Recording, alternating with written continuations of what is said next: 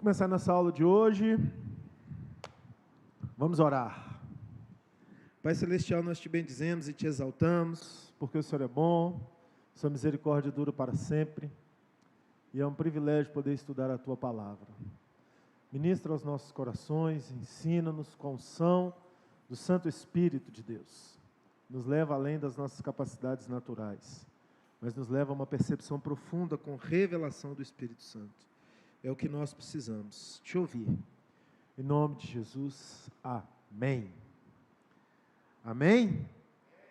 Glória a Deus. Vocês estão aqui? Então tá bom. Aula 6, escatologia. Nação que nasce em um só dia. Aula 5, nós falamos das dispersões proféticas. Então, as dispersões proféticas nós entendemos desde a época de Abraão, viemos fazendo esse apanho geral, das vezes que Israel foi disperso da sua terra, e depois, posteriormente, ele foi reintegrado à sua terra, seu território, dentro de propósitos. E toda dispersão de Israel estava associada à quebra de aliança. Nós vimos o cativeiro do Egito, nós vimos o cativeiro babilônico, e nós vimos a grande diáspora. Entendemos a profecia de Ezequiel 37 à luz da escatologia, a restauração do Vale dos Ossos Secos, mostrando Israel sendo reconstruído. Está tudo claro até aqui, nisso aí? Amém? Então, hoje nós vamos ver a nação que nasce num só dia. Por quê? Essa nação que nasce num só dia faz toda a diferença para o cenário escatológico mundial. Porque a partir desse dia, o relógio da volta de Jesus começa a contar. Isaías capítulo 60, versículo 8.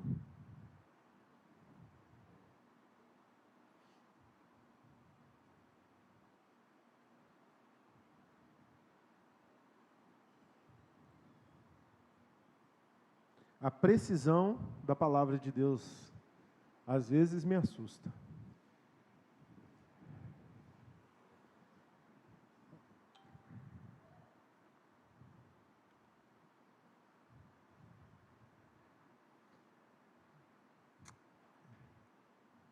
Vamos olhar primeiro, Isaías 66, 8.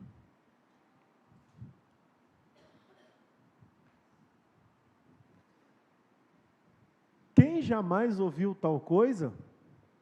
Quem viu coisas semelhantes?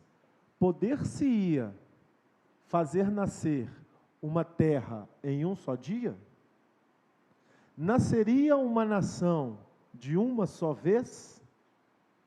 Mas Sião esteve de parto e já deu à luz a seus filhos. É isso aí que nós vamos entender ao longo dessa aula. Poderia uma nação nascer em um só dia? Poderia, gente? Um dia nasceu uma nação, mas não está profetizado? Então nós vamos ver. Agora vamos lá no 68. Eliette, minha filha, cadê você? Que veja a transmissão no YouTube aqui, ó, chamando a diaconisa Eliette para a aula. Quem são estes que vêm voando como nuvens e como pombas às suas janelas? A palavra do Senhor que foi profetizada, registrada no livro de Isaías, diz que eles viriam como pombas voando. Então nós já começamos a ver isso na aula passada.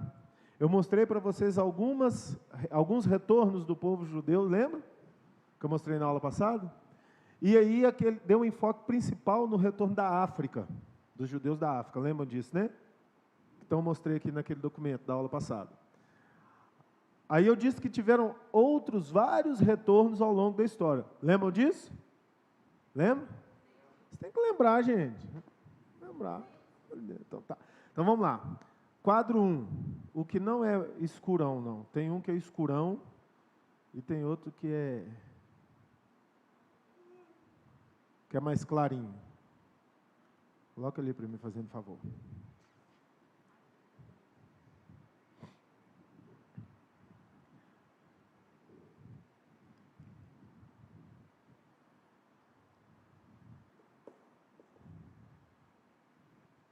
Achou aí, não? Hã? Está carregando? Não é o vídeo, não. É uma imagem.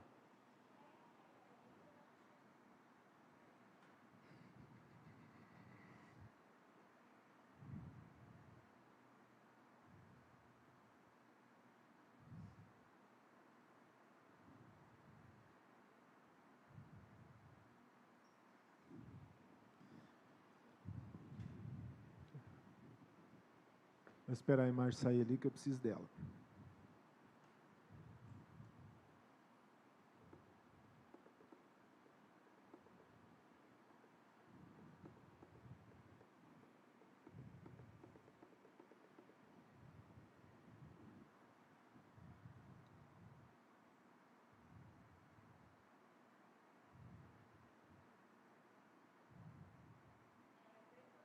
A branca. Oriente. Olha aí na tela. Da Índia, Afeganistão, Malásia, China, Iraque, que é a antiga Babilônia. Só do Iraque, uma comunidade inteira de 113 mil regressou a Israel em 1959, na Operação Aérea Ali Babá. Quem são esses que vêm voando como pombas? Não, mostrei outro. Do Ocidente, uma seleção, aqui, coloca aí, dá para colocar um versículo para mim? Isaías 43, 6. Aí nós vamos fazendo a comparação aqui com Isaías 43, 6.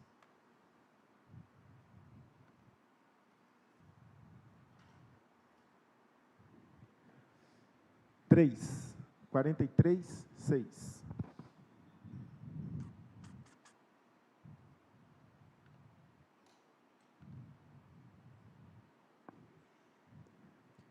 Direi ao norte dá, e ao sul não retenhas.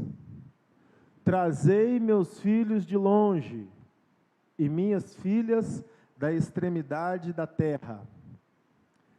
A todos os que são chamados pelo meu nome, e os que criei para a minha glória, eu os formei, sim, eu os fiz. Pode voltar aí na primeira parte, versículo. Direi ao norte dá, ao sul não retenha. Trazeis os meus filhos e as minhas filhas das extremidades da terra.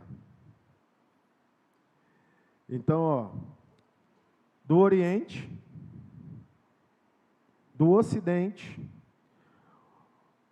uma seleção de judeus do Ocidente regressou, enquanto outros permaneceram lá apoiando Israel com suas finanças. Ocidente, as Américas, Europa, a comunidade judaica da América do Norte, principalmente, foi a que mais financiou a construção do Estado de Israel.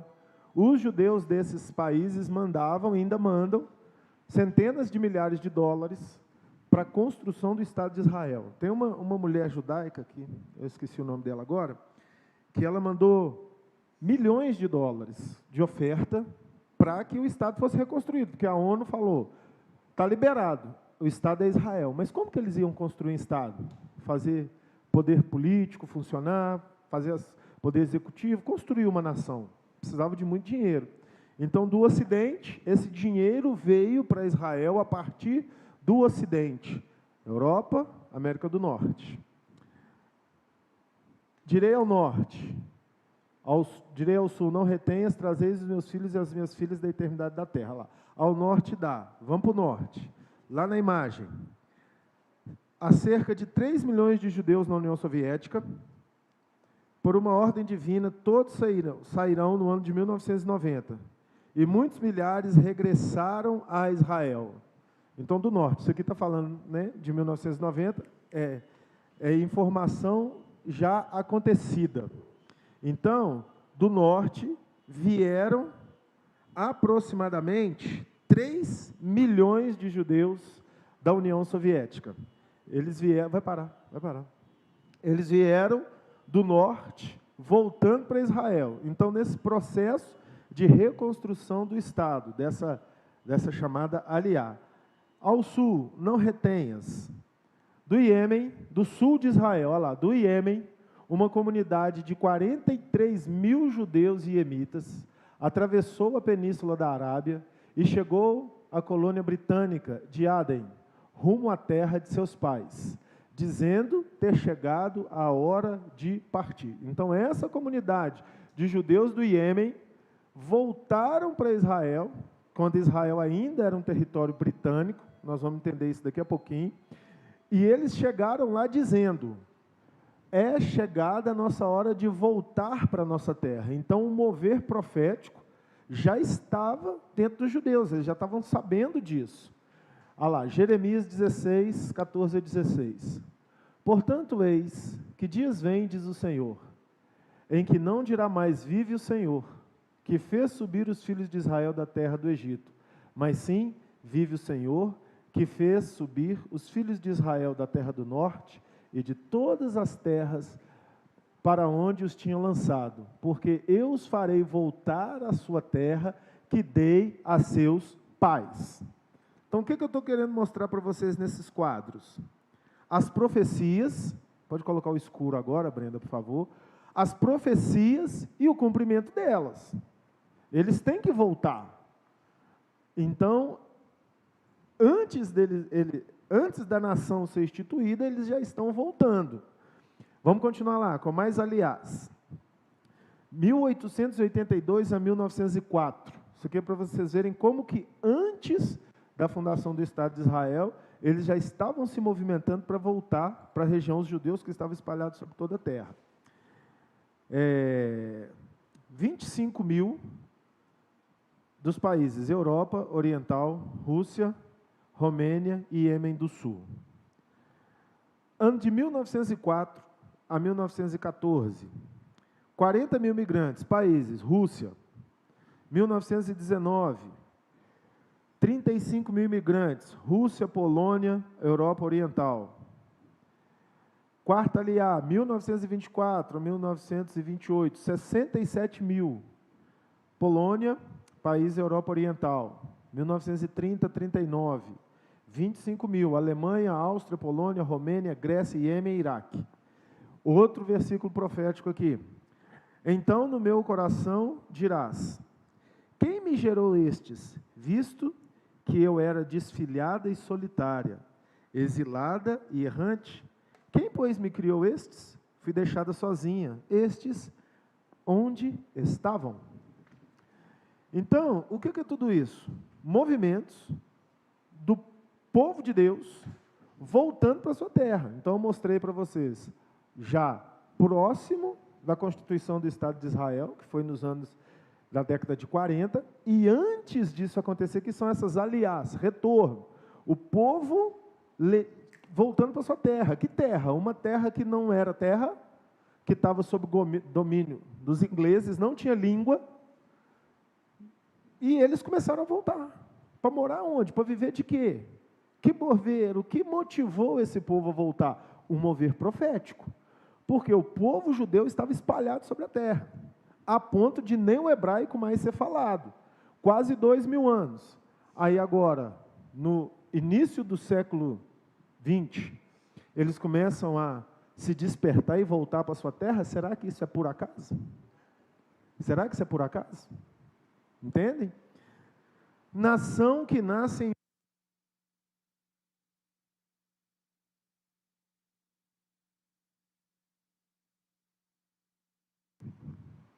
Está acabando, está acabando. Quando ela começa assim, está acabando. Com a fundação do Estado de Israel, em 1948, aí eu estou no texto da aula, minha filha.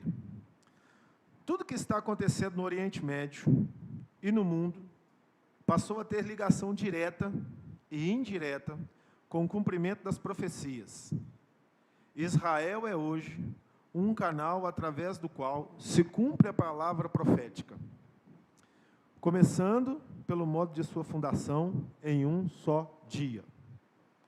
Então, tudo o que está acontecendo no mundo, a partir da fundação do Estado de Israel, começa a ter uma ligação profética. tem que ter essa percepção. E essa nação que nasce um só dia.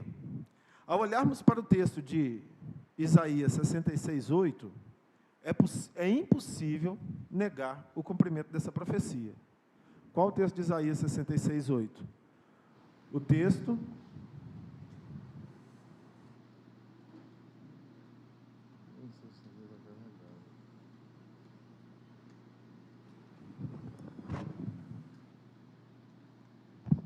O texto que lemos no começo da aula. Por acaso pode uma terra ser criada num só dia? Então, aí eu estou mostrando para vocês o cenário anterior, Deus mexendo na situação, levando os judeus para lá de forma prática, e agora a nação que é fundada em um só dia. Vamos ver a fundação da nação.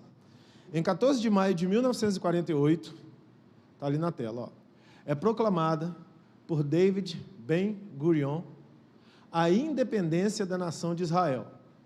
A bandeira inglesa, que é a que ocupava o território. Então, o território de Israel estava sob o domínio dos britânicos. Era a Inglaterra que dominava ali o território na época. Era tipo uma colônia inglesa.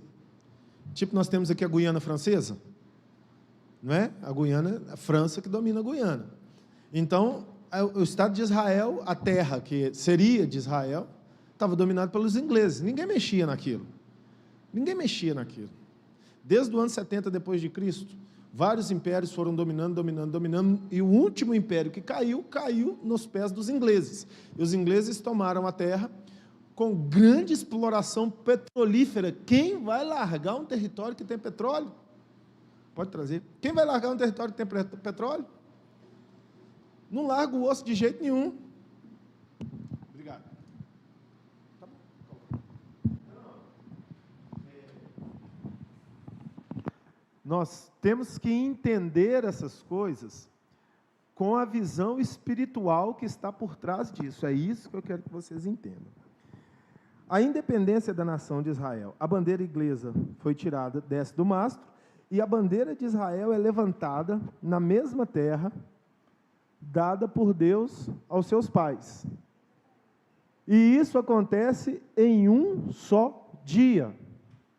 Ou seja, a terra deixa de ser dos ingleses e passa a ser dos israelitas. Isso foi feito como? Em uma assembleia da ONU. Coloca aí para mim a imagem da ata 181, fazendo favor. Aí eu trouxe aqui para a gente, olha lá, está pequenininho aí, mas dá para ver. Pode descer. Isso.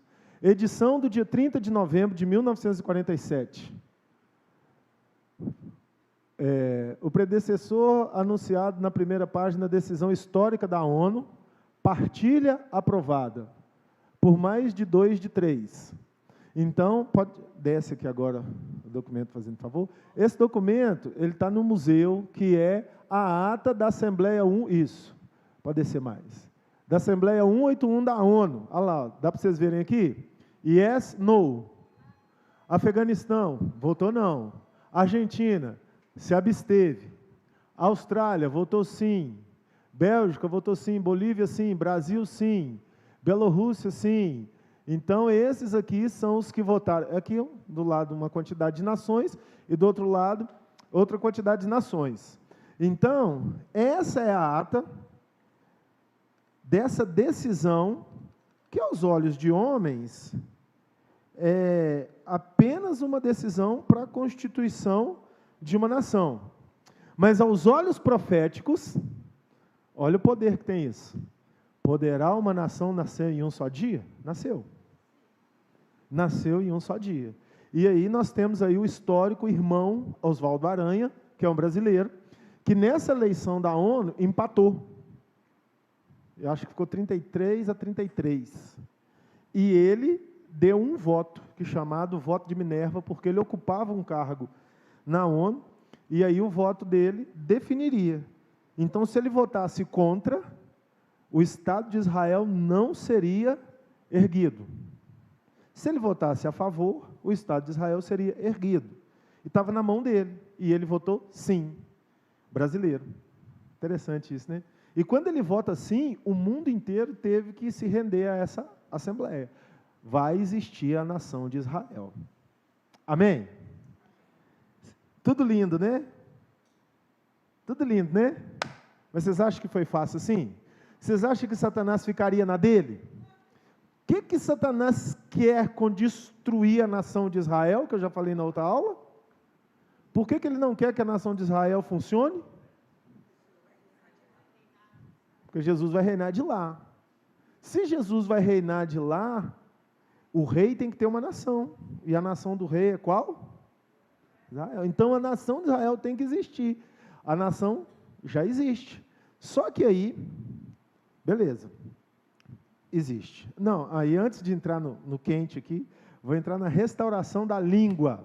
Porque uma nação tem que ter língua, não tem? Qual seria a língua da nação de Israel? Cada judeu falava uma língua. Não se falava mais o hebraico. Até essa data, não se falava hebraico. Tanto que o hebraico foi perdido. Vocês já viram aí eu ministrando sobre o nome de Deus? Isso foi pesquisa da restauração da língua, que ficou milênios, mais de 1000 anos. Vamos tirar o plural, vamos deixar milênio. Mais de 1000 anos perdido. Gente, vocês têm noção do que é isso? Aí, vamos lá, Sofonias 3:9.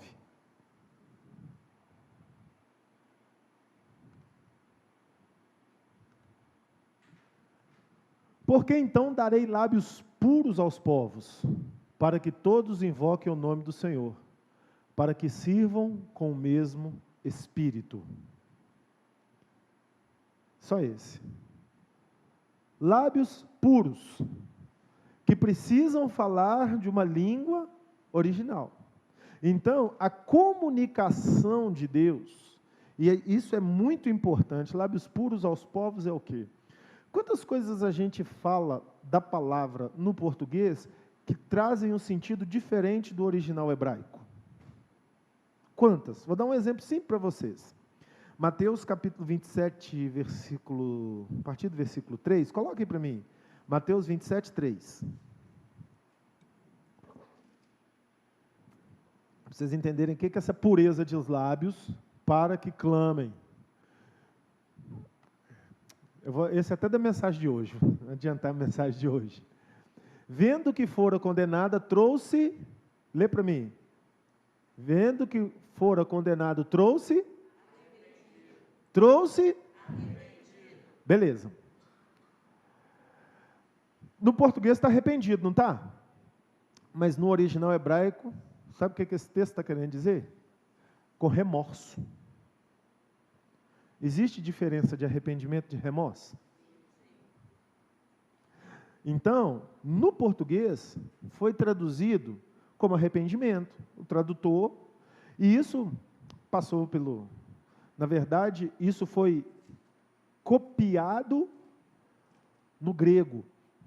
O texto de Mateus foi escrito 55 anos depois da morte de Jesus, que foi escrito histórias de quase 60 anos atrás, no grego. Mas o pensamento que está regendo isso aqui é hebraico. Por quê? Judas era o quê? Qual a nação de Judas? Judeu. Isso aconteceu em qual nação? Judéia. E isso é transcrito quase 60 anos depois com o pensamento grego. Será que tem alguma diferença aí? Será que tem alguma diferença? É lógico que tem, gente. Pega uma coisa que aconteceu há 60 anos atrás nos Estados Unidos e escreve ela hoje no Brasil em português. Você vai acertar 100%? O pensamento está numa cultura e numa língua. Transcrita em outro. Então, o texto já nasce com a alteração cultural. Aí ele vai sendo transcrito de geração após geração a partir dessa língua que não foi o pensamento original do que aconteceu. Não misturou? Não contaminou? Posso usar esse termo?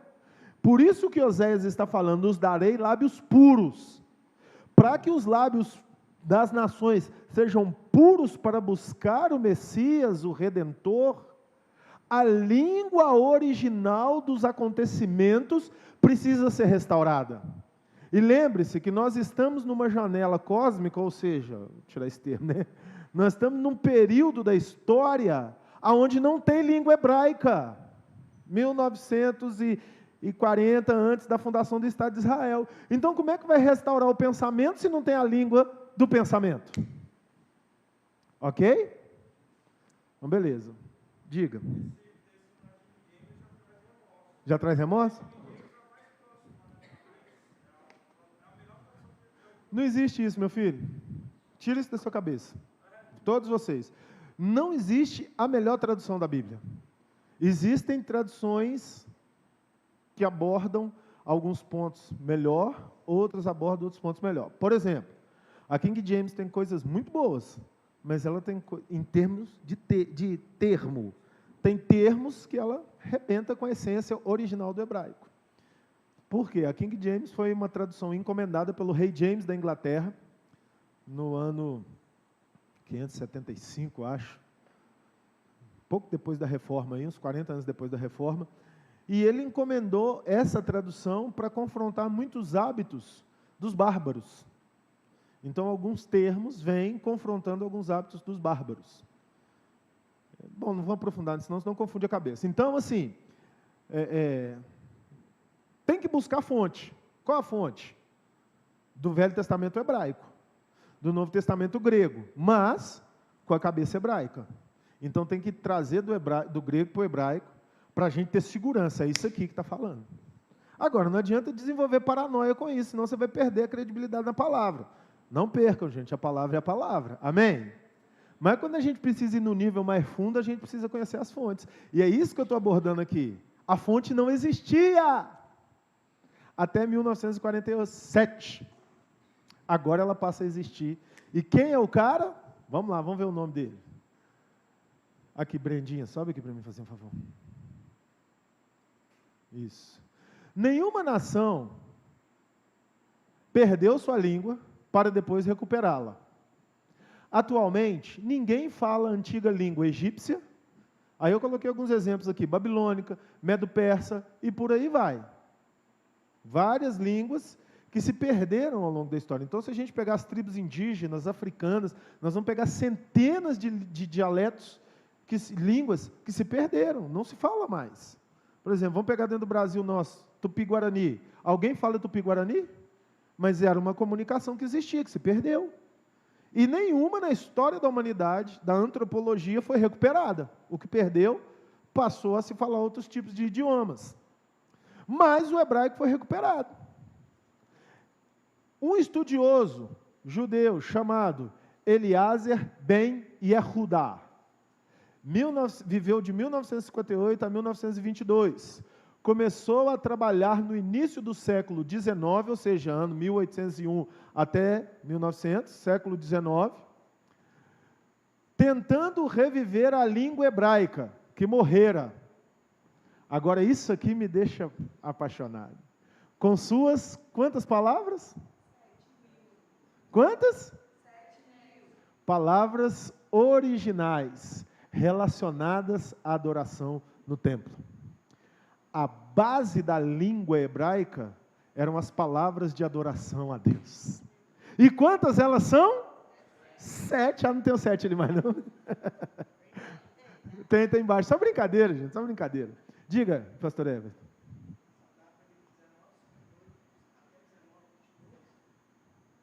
Aonde? A data de nascimento dele? Pode ser. Está errado. É 1908. Foi na hora de digitar, gente. Foi na hora de digitar. Beleza? Depois eu conserto aí. É porque eu coloquei a data do cara. O cara nasceu depois que eu morreu. Depois eu conserto aí. Eu não sei qual que é a data não. Agora eu me perdi. Depois eu conserto. Eu vou voltar lá e vou pesquisar. Isso aqui foi erro meu. É só para ver se vocês estariam prestando atenção na aula. Se ninguém falasse nada... Mas aí o meu pastor Everton falou. Pastor Lorena que observou? Não pode não, muito novinho, né? Muito novinho. Então, eu vou pesquisar. Esse foi um erro meu para saber se você estava prestando atenção. Isso é mentira, gente. Então, o Benjamim Ben-Hudá, o Eleazar Ben-Hudá, Yehudá, ele restaurou a partir dessas 7.000 palavras, que são a estrutura fundamental da língua hebraica.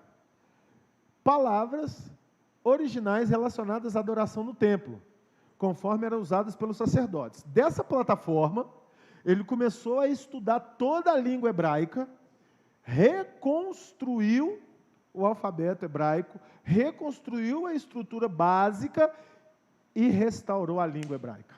Isso é demais, não é, gente? Vamos lá. Beleza.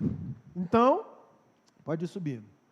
A nação nasce em um só dia. Primeiro, judeus, israelitas de todas as partes da terra, como profetizado, igual lemos nos textos de Isaías 43, 60, tal, começam a ser movimentados e voltar para uma terra que não tinha nada, nem terra, mas eles começaram a voltar.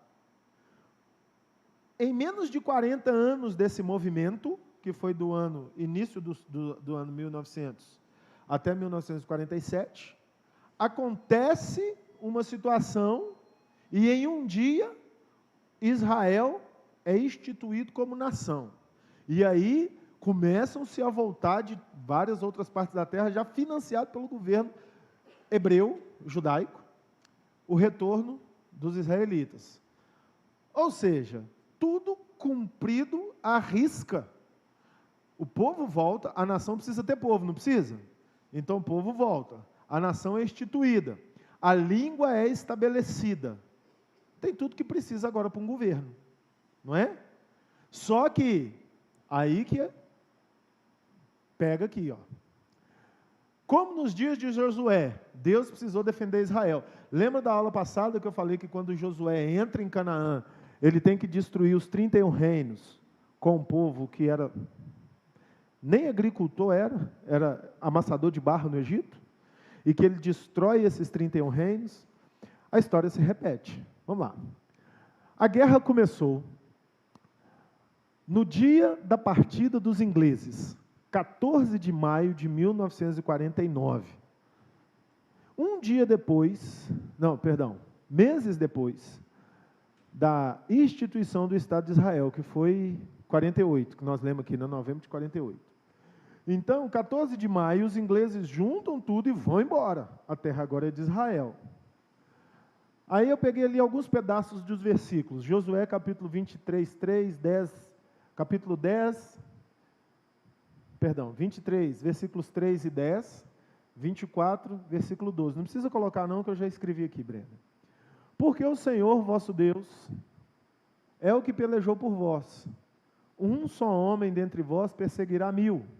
Enviarei vespões adiante de vós, que os expulsarão da vossa presença.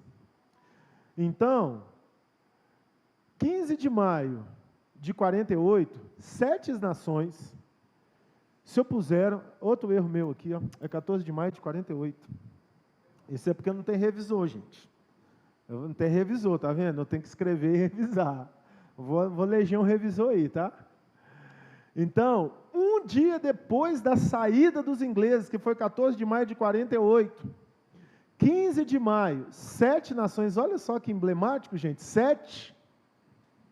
Não é curioso esse negócio desse? No mínimo curioso.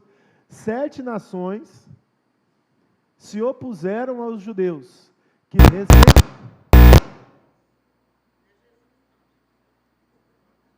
Posso continuar?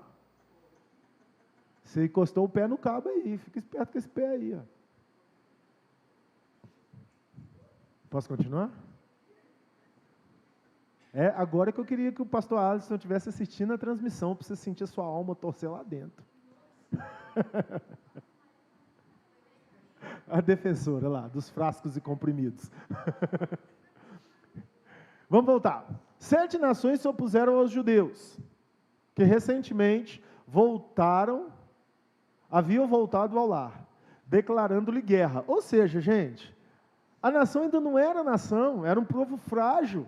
Um povo que estava saindo de tudo quanto é canto da terra, numa época que as coisas eram extremamente difíceis, não era uma época tecnológica igual hoje. Onde esse povo estava morando? O que esse povo estava comendo? Esse povo era um povo favelado, vocês conseguem entender?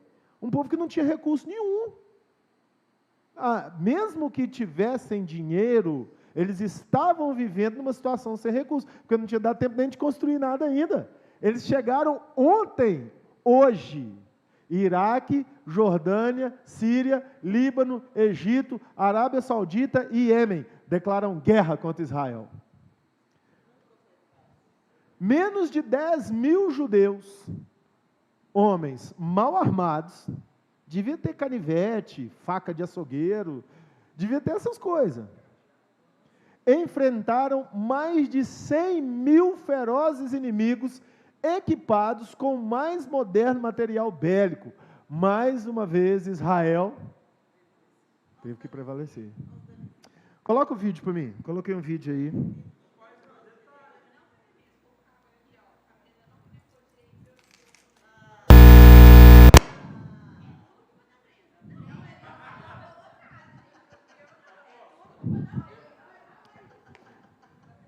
Aí.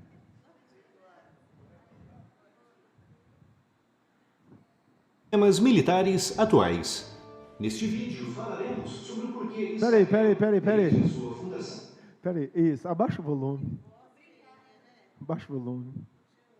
Isso. Aí volta o vídeo para o começo e solta ele de novo.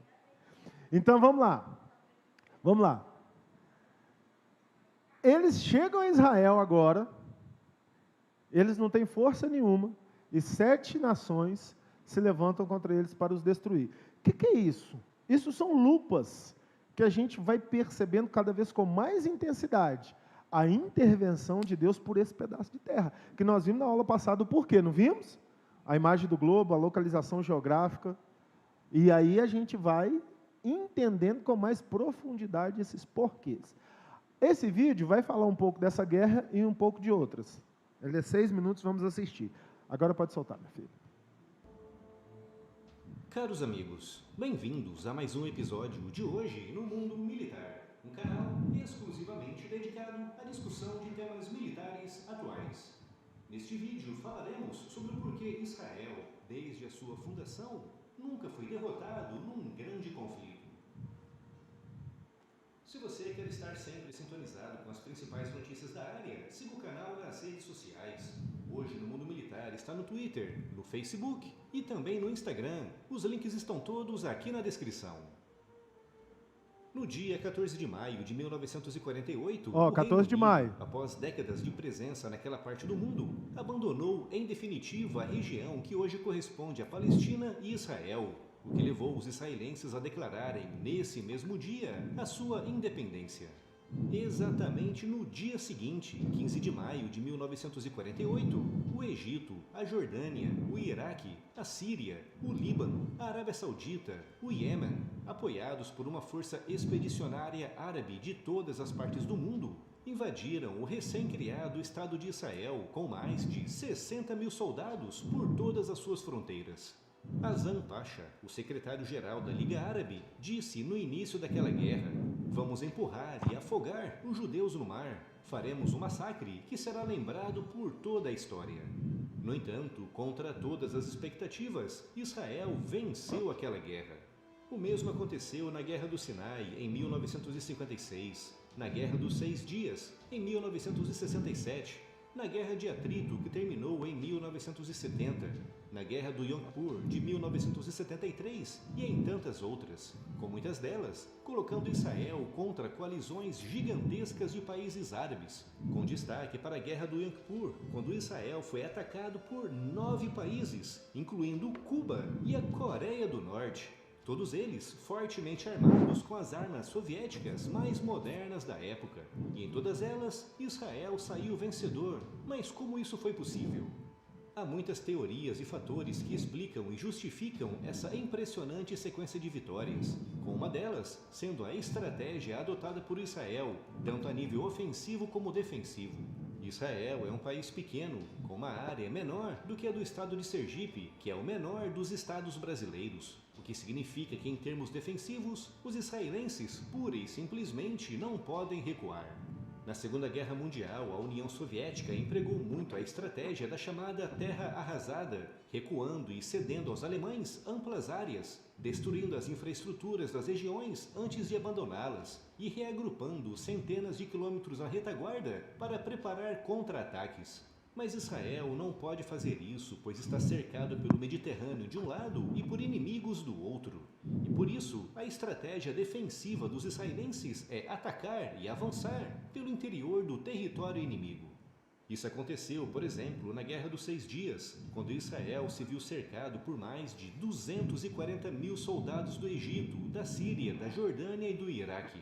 Naquela guerra, que decorreu em junho de 1967, Israel tinha menos de 100 mil soldados e menos da metade dos blindados e caças árabes. Por isso, para se defender, Israel atacou antes do adversário atacar, apanhando os inimigos de surpresa e vencendo a guerra em apenas 6 dias.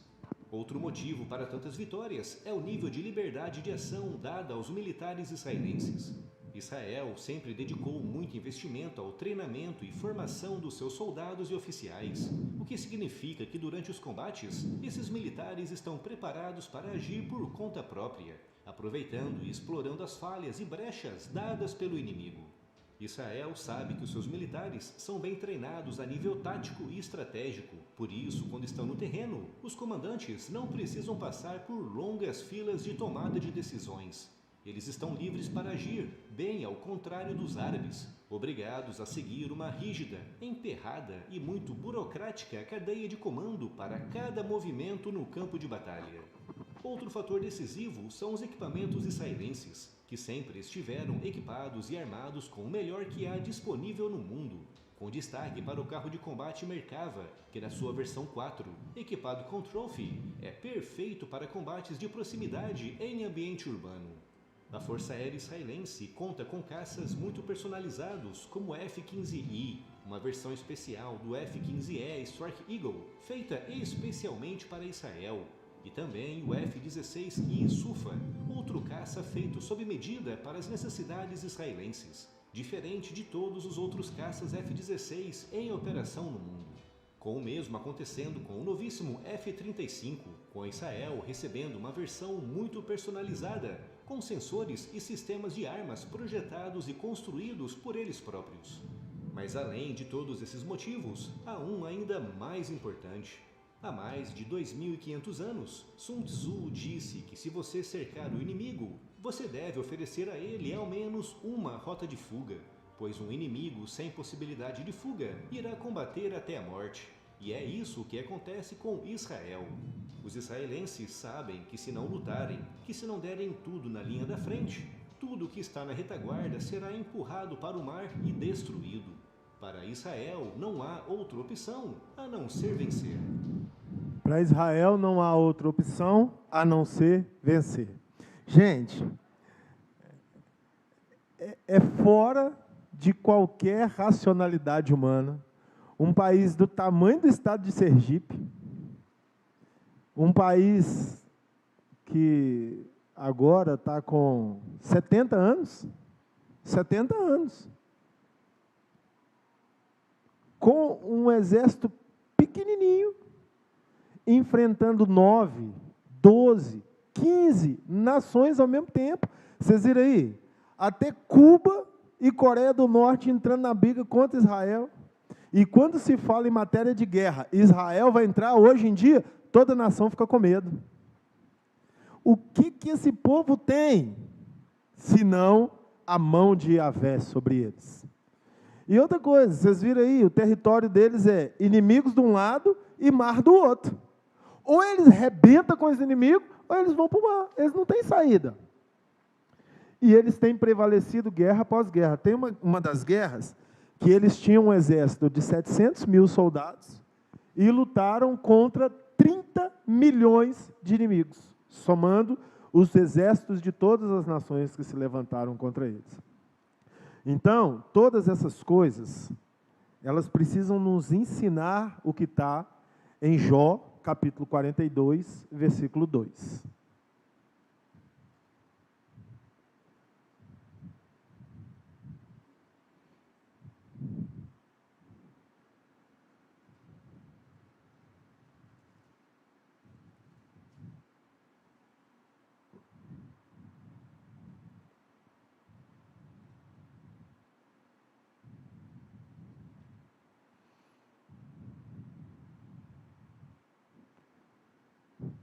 Vamos ler junto? 1, 2, 3. Tudo podes, e nem... De novo que ficou feio. Vamos bonito agora. 1, 2, 3.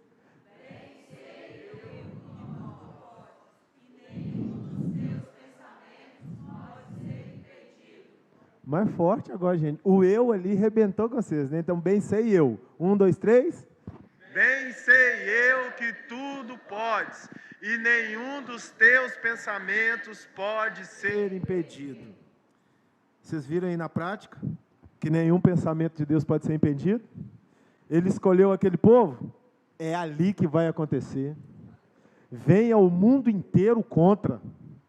Não vai vencer, porque a escolha é do Senhor. Vamos agora aplicar. Se isso funciona numa realidade escatológica, profética, por que não funciona numa realidade vivencial? Quem acredita que Deus te escolheu aí? O livro de João diz: não foste vós que me escolhestes a mim, antes eu vos escolhi a vós, para que vades e deis muito fruto. João capítulo 15. Então, estou aplicando aqui agora. A realidade profética está aí. Israel existe, Israel funciona, Israel tinha tudo para não ser nada, Israel tinha tudo para ser uma Cuba, Israel tinha tudo para ser uma Venezuela, Israel tinha tudo para ser uma Etiópia. É ou não é? Mas é um país onde tem maior tecnologia, poder bélico do mundo, que faz o que ninguém faz. Não vai entender, né? Não dá para entender. Mas está. Porque Deus prospera os judeus. Aí vocês já viram aí, né? Judeu, onde põe a mão, o que acontece com as coisas? Prosperam. Tem gente que fica até aí no interesse, né? Não vou colar no judeu, não ser judeu e tal. É o mistério de Deus com eles, é a estratégia de Deus para um fim, para que o projeto de Deus aconteça. Mas aí você pega o judeu que prospera também, você olha a vida de dízimos e oferta dele. Olha para isso. O cara é fiel até debaixo d'água. 10% para ele é nada. Ele dá muito mais. Porque é o princípio de fidelidade. Isso tudo converge para um só propósito. Deus tem os seus pensamentos que vão acontecer. Então, se nós podemos entender isso numa visão escatológica e profética, nós temos que entender isso também numa visão e num princípio vivencial.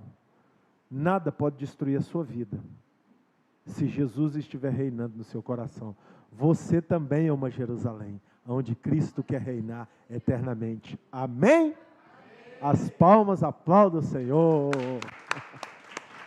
Aleluia. Vamos ficar de pé, vamos orar. Pai, nós te agradecemos por essa aula, por esses princípios tão maravilhosos, explanados e ensinados aqui para nós. Que possamos realmente vivenciar a tua palavra. Estamos aqui estudando escatologia, as coisas do fim, vendo com clareza, profundidade, objetividade, o cumprimento de tudo que a tua palavra diz, Deus. Por isso a tua palavra não é uma hipótese, a sua palavra é algo objetivo, pleno e perfeito. Que a sua glória esteja sobre nós, a tua graça, e que possamos avançar, sabendo que cada um de nós é uma Jerusalém, e que nada pode impedir os seus planos de reinar na nossa vida, como nada vai impedir os seus planos de reinar em Israel. Em nome de Jesus, amém. Glória a Deus.